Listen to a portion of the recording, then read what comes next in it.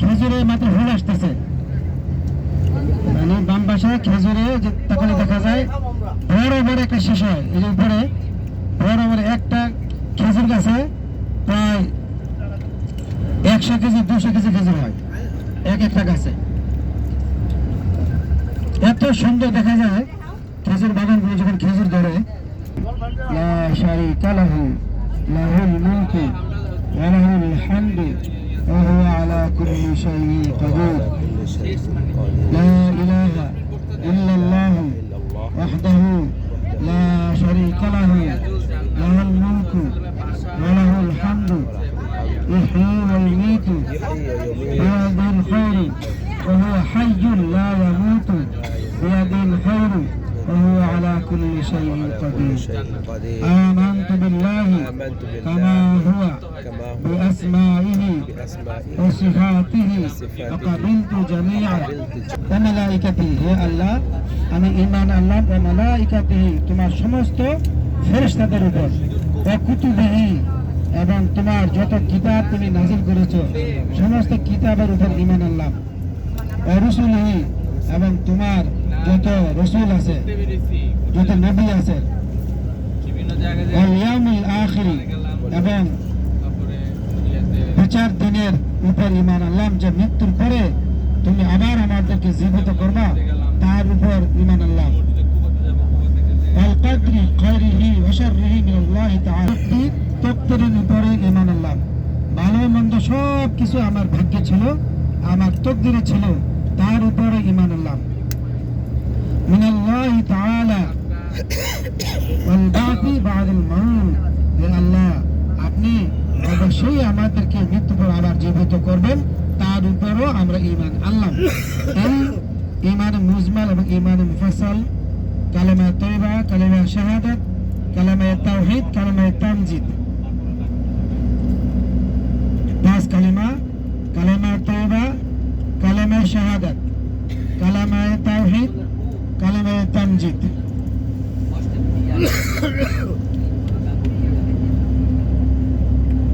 ঈমানে মুজমাল, ঈমানে মুফাসসাল। তো এই কালেমাগুলোর উপর ঈমান আনা ফরজ। আল্লাহ তাআলা আমাদেরকে এই পবিত্র জায়গা ঘুরাইতেছেন, গাড়িতে সওয়ার হয়ে আমরা দেখতে পাচ্ছি এই সমস্ত জায়গা দিয়া রাসূল সাল্লাল্লাহু আলাইহি সাল্লাম হেঁটেছেন, সাহাবারা হেঁটেছেন, জিন জাতি জিন রাত্র মক্কা মদিনা সফর করেছে। তো আজকে আমাদের প্যাকেজের যে জিয়ারা ছিল, সেই জিয়ারা আজকে শেষ হয়ে যাচ্ছে, আর আমাদের কোনো কাজ নাই। আর আমাদের এই গাড়িতে যারা আজকে রিয়াজুল জান্নাতে আমরা প্রবেশ করতে পারি নাই, আমরা এশার নামাজের পরে মহিলা যারা আছি, এশার নামাজের পরে যেই গেটে আমরা সালাম দেওয়ার জন্য গিয়েছিলাম, 360 নম্বর গেট, ওই 360 নম্বর গেটে আপনারা 8:30টায় থাকবেন। ওখান দিয়েও আল্লাহ রাসূল সাল্লাল্লাহু আলাইহি সাল্লামের রওজা আতহারে পৌঁছানো যাওয়া যায়। এই জন্য আমরা আগামীকালকের দিনের অপেক্ষা না করে, যেহেতু এশার নামাজ আমরা পড়তে যাব, এশার নামাজ পড়ে মা বোন যারা এই গাড়িতে আছি 360 নম্বর গেট, যেখানে আমরা সকালে 9টার সময় যে বসেছিলাম ওই জায়গায় আমি থাকবো, মা বোনেরাও থাকবেন। 360 নম্বর গেট, ওই গেটে থেকে আমরা যে গেট দিয়ে আবার আপনাদেরকে রাসূল সাল্লাল্লাহু আলাইহি সাল্লামের রওজায় পাঠাবো, সেখানে ইনশাআল্লাহ আমি নিয়ে যাবো আপনাদেরকে। এই জন্য যেহেতু সবাই আমরা এশার নামাজ মসজিদে নববীতে পড়বো, মা বোন যারা আছি, তো পুরুষরাও থাকতে পারেন ওখানে, সমস্যা নেই। 360 নম্বর গেট, ওখানে আমরা থাকবো সফরে।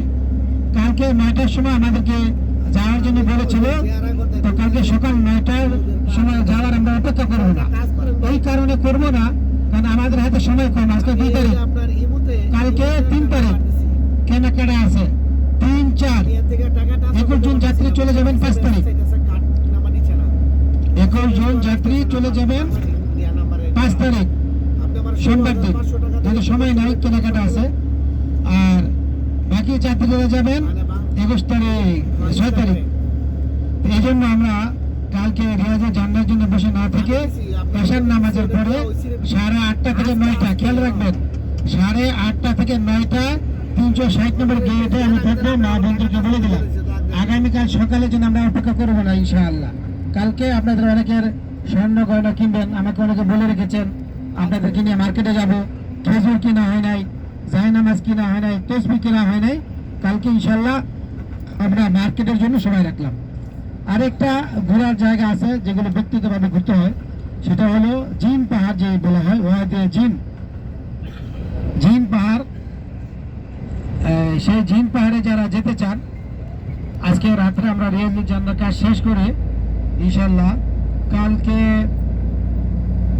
আমরা জোহর নামাজ পড়ে খাওয়া দাওয়া করে আজকের মতো 3টার দিকে যদি আমরা বের হই তাহলে ভালো হবে। আমরা 3টার দিকে আমরা রওনা করব। 1-1.5 ঘন্টা লাগবে। 1.5 ঘন্টার সময় শেষ করে আমরা আবার হারাম শরীফে মাগরিব নামাজ পড়তে পারবো। এই জন্য যারা জিন পাহাড়ে যাবেন, এক একজনের 15 রিয়াল করে লাগতে পারে, এক একজনের জন প্রতি 15 রিয়াল করে লাগবে। 15 রিয়াল করে আপনারা জমা করবেন। জমা করে ইনশাল্লাহ আমরা ছোট গাড়ি মাইক্রো বাস, এই মাইক্রো বাসে ইনশাল্লাহ আমরা যাবো। সেখানে আপনারা দেখতে পারবেন যে গাড়ি অটোমেটিক যে গাড়ি চলে সেই জায়গাগুলো আপনারা ইউটিউবে ফেসবুকে দেখে থাকেন। আমার ইউটিউবে আপনারা পাবেন, আমার ফেসবুকে পাবেন এমডি ইয়াকুব আলী আমার ফেসবুক, ওটার ভিতরে দেওয়া আছে। এবং আমাদের আজকের সফর এবং বিভিন্ন সফরেরও অনেক কিছু দেওয়া আছে ফেসবুক লাইভে। তো আমরা আমার ফেসবুক আপনারা যারা এখানে আছেন, যারা তাদেরই দেখতে চান, এমডি ইয়াকুব আলী আমার ছবি এবং ছবি এক শায়কের ছবি আছে ফেসবুক পেজে, আপনারা সেখানে সার্চ করলে আপনাদের এগুলো দেখতে পারবেন। তো যাই হোক, আগামীকালকে যারা ওয়াদি জিন যাবেন, জিন উপত্যকা, সেখানে অটোমেটিক যে গাড়ি চলে সেই জায়গায় আমরা যাব। এবং ওই জায়গার পাহাড়গুলো ভিন্ন রকম, স্বাভাবিক এরকম পাহাড় না। সেগুলো পাহাড়গুলো দেখলেই যেন কেমন মনে হয়, যা সেমসেম করে। আর ওখানে এই সমস্ত লোক যাবেন না যারা ঠিক মতন দেশে যে নামাজ পড়বেন না। যারা নামাজ পড়বেন না ঠিক মতো তারা যাওয়া দরকার নাই, তাহলে এখানে জিনও তাদের অনেক সময় আসর করে। এই জন্য যারা মানে এখন থেকে তওবা করেন যে আর দুষ্টামি ফাজলামি করুন না, ভালো হয়ে যাবেন, তারাই যাবেন ইনশাআল্লাহ। যারা নামাজ পড়বে না তারা যাওয়া দরকার নাই। এই জিন ভিতরে ধরলে ওরা আমার মুসিবত, এই মোয়াল্লিমের কাছে জিনে ধরছে, আমার বদনাম, আমার ঘরে ফেলে, যার করতে তুই সমস্যা। তো এই যে মাঝে ভাঙ্গা সবাই যাবে, ওটা আরো কি ইনশাআল্লাহ মাঝে ভাঙ্গা দিয়ে দেবো। হ্যাঁ, অর্ডার দিয়ে দেবো, মানে বই থাক। হ্যাঁ, কোনটা জিন পাহাড়ে সময় পেতেন না, আজকে সময় পাওয়া যাবে না। মাঝে নামাজ পড়তে হবে মসজিদে নববীতে। যারা নামাজ পড়বে, রাসূল সাল্লাল্লাহু আলাইহি ওয়াসাল্লাম বলেন, যারা হারাম শরীফ অর্থাৎ মক্কায় নামাজ পড়বে 1 রাকাতে 1 লক্ষ রাকাতের সওয়াব। আর যারা এই যে মসজিদে নববীতে যেখানে আমরা আছি, দেখেন এত আমাদের তকদির ভালো, এত কাছে হোটেল। আজকে প্রায় আমি 2008 থেকে হজের সাথে সম্পৃক্ত, এবং এখানে অনেক যাত্রী আছেন যারা আমার সাথে হজ করেছেন। এত কাছে কখনো আমি হোটেল রাখতে পারিনি, পাই নাই। ওই জীবনের প্রথম 2008 থেকে শুরু, কতবার যে আল্লাহ তাআলা মক্কা মদিনা আনছে আমি তো হিসাব রাখি নাই, মানও না, হিসাব রাখার প্রয়োজন মনে করি না। আল্লাহ তাআলা মেহেরবানি করে আনতেছেন। কিন্তু এত সৌভাগ্যবান আপনাদের যাত্রীরা যারা এই গাড়িতে আছেন, যারা আমাদের এই কাফেলায়, এবং রবুল ভাই এবং আপনারা যারা, তারা এবার তো সবাই আমার মাধ্যমে আসছেন আলহামদুলিল্লাহ। তো সবাই আল্লাহ তাআলা শুকর আদায় করা দরকার। আসলে এত কাছে, রবুল ভাইও বলতেছে, ইয়াকুব ভাই আমরা জীবনে তো এখানে এত কাছে থাকতে পারি নাই, এবার আপনার উসিলায় এত কাছে ছিলাম। এই জন্য আমরা এই মসজিদে নববীতে আমরা নামাজ পড়বো। মসজিদে নববীতে আমরা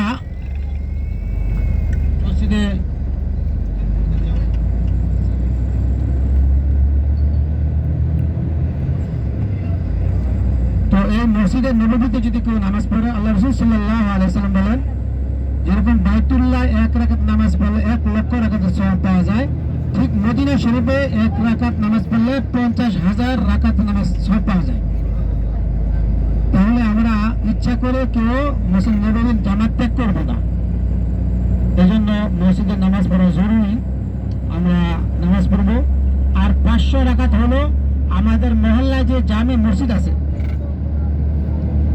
আর মসজিদে আকসা যে আছে, মসজিদে আকসা যে আমাদের প্রথম কেবলা ছিল, ওখানে নামাজ পড়লে 1 রাকাতে 25,000 রাকাতের সওয়াব, 1 রাকাতে 25,000 রাকাতের সওয়াব।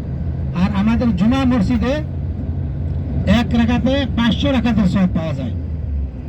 তো এই জন্য আমরা জামাতের সাথে নামাজ পড়বো। আর মা বোন যারা আছেন গাড়িতে, মা বোন যারা আছেন, দয়া করে আপনাদেরকে বলি, যেহেতু আল্লাহ তাআলা আপনাদেরকে মহব্বত করেন, ভালোবাসেন, বিদায়ী আপনাদেরকে মক্কা মদিনা আল্লাহ তাআলা আনছেন।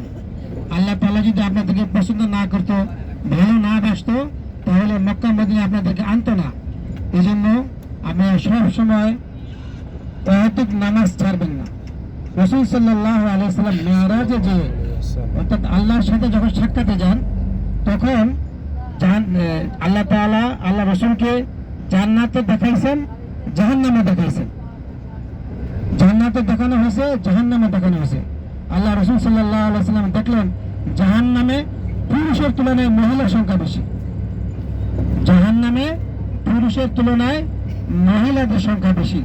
এই জন্য মা বোনদের হাতে পায়ে হাত রেখে আমি বলি, ইচ্ছাকৃত ভাবে কেউ এই একাত্তর নামাজ আপনারা কাজা করবেন না। অনেক মা বোনরা আছেন, বিয়ের অনুষ্ঠানে যান, বিভিন্ন অনুষ্ঠানে যান, সাহায্য গুজু করার কারণে আপনারা ওযু না থাকার কারণে আপনারা নামাজ পড়েন না। তারা কি করেন, যে ঠিক আছে বাড়িতে একবারে যে 3-4 ওয়াক্ত নামাজ একসাথে কাজা করে ফেলেন, সেটাও কবিরা গুনাহ। এক ওয়াক্ত জামাত যদি অন্য আরেক ওয়াক্ত পড়েন, এটাকে বলা হয় কাজা হয়ে গেছে নামাজটা। তাহলে 2,88,00,000 বছর জাহান্নামের আগুনে পড়তে হবে শুধু এক ওয়াক্ত নামাজ আরেক ওয়াক্ত পড়ার কারণে। আর নামাজ ছেড়ে দিলে কত লক্ষ কোটি বছর জাহান্নামে পড়তে হবে সেটা আল্লাহ তাআলাই জানেন। এই জন্য মা বোন যারা আপনারা হজ উমরা করেছেন, আমার সাথে, বিশেষ করে আমার সাথে যারা এসেছেন, আমার একটা দায়িত্ব রয়ে গেছে আপনাদেরকে বলার। আমার কর্তব্য হলো বলা, পালন করা, না করে সেটা আপনার দায়িত্ব। এই জন্য যাদের টাকা আছে 1 নম্বর তারা হজ করে ফেলবেন, আমার সাথে আসা লাগবে এটা কিন্তু কখনো আমি বলি না। আপনাদেরকে একবারও বলবো না আপনারা আমাকে লোকজন আমার সাথে হজ করেন বা উমরা করেন, একবার আমি কাউকে কোনো সফরে আমি বলি না। ইভেন আমার আত্মীয় স্বজন যারা আছে এই গাড়িতে আছে, তাদেরকে আমি কখনো বলি নাই যে ভাই 2টা লোক দেন, 5টা লোক দেন, 10টা লোক দেন, বলবো না। রাসূল সাল্লাল্লাহু আলাইহি ওয়াসাল্লাম হাদিসের ভিতরে বলেছেন, আর রিজকু মাকসুম ওয়াল হারিস মাহরুম, রিজিক তো বন্টন করে দেওয়া আছে, আমার ভাগ্যে কি আছে সেটা আল্লাহ তাআলা নির্ধারণ করে রেখেছেন। আপনার তকদিরে কি আছে, কার ভাগ্যে কি আছে সেটা আল্লাহ কি করছেন, নির্ধারণ করে রেখেছেন। তবে হ্যাঁ, তকদিরের মাসালা একটু ভিন্নতা আছে, সেটা হলো দোয়ার দ্বারা আল্লাহ তাআলা তকদিরও কি করতে পারেন, পরিবর্তন করতে পারেন, পরিবর্তন করে দেন। এই জন্য মা বোন এবং ভাইরা যারা আছেন, ইচ্ছাকৃত ভাবে আমরা কেউ নামাজ ছাড়বো না, পুরুষরাও ছাড়বো না, মহিলারাও ছাড়বো না। বিশেষ করে মহিলারা কিন্তু নামাজ অলসতার কারণে ছেড়ে দেন। মা বোনেরা আজকে থেকে তওবা করেন, তওবা নসুহা করেন। যত বড় গুনাহ আল্লাহ তাআলা যদি কারো কাছে তওবা করে, এই তওবার বিনিময়ে জান্নাত আল্লাহ দান করবেন। জান্নাতে যে দেখবেন এই বড় বড় অট্টালিকা, বড় বড় বিল্ডিং আপনাকে দেওয়া হয়েছে, তখন আপনার মনে প্রশ্ন জাগবে, এই ডান পাশে যে মসজিদটা দেখতেছেন এটা হলো মসজিদে জুমা। ইসলামের ইতিহাসের সর্বপ্রথম জুমা মসজিদ এটা। আল্লাহ রাসূল এখানে জুমা নামাজ পড়েছেন। এখন নামাজ এখানে বন্ধ, নামাজ এমনি ওয়াক্তে নামাজ হয়, কিন্তু ইসলামের ইতিহাসে সর্বপ্রথম জুমা মসজিদ এটা হলো জুমা মসজিদ। দরজা জানালা বন্ধ। ইসলামের মদিনা, ইসলামের নিদর্শন অনেক বেশি। এখানে আপনার জুমা নামাজ আল্লাহ রাসূল পড়াইছেন। তো যাই যে কথা বলতেছিলাম, তো মা বোনেরা যারা আছি আমরা কিন্তু আসলে 60-70 বছর জিন্দগি আমাদের চলে যাব, অর্ধেক বছর আমাদের চলে গেছে অলরেডি, বেশি অর্ধেক। বাকি কয়েক বছর আমাদের জীবন আছে। আমরা নিজের সন্তানদেরকে নামাজের কথা বলবো, ভাই বোনদেরকে সন্তানের কথা বলবো। এই জন্য আমাদের উপর আল্লাহ রাসূল দায়িত্ব দিয়ে গেছেন। আমাদের কর্তব্য হলো আত্মীয়-স্বজন, কু আনফুসাকুম ওয়া আহলিকুম নারা। আল্লাহ তাআলা কালামে পাকে বলেন, কু আনফুসাকুম ওয়া আহলিকুম নারা, আগে তুমি নিজে জাহান্নাম থেকে বাঁচো, তারপর তোমার আত্মীয়-স্বজন, পরিবার পরিজন তাদেরকে জাহান্নাম থেকে বাঁচাও। এই জন্য আগে নিজেকে আত্মশুদ্ধ হতে হবে, নিজে মানুষের মতো মানুষ হতে হবে। এখন আপনি উমরা করে গেলেন, একটা সার্টিফিকেট নিয়ে গেলেন, আমি উমরা হজ করে আসছি, কিন্তু দেশে যাওয়ার পরে আগে যেরকম চলাফেরা করছেন এখন ওই রকমই করতেছেন, আরো বেশি করতেছেন।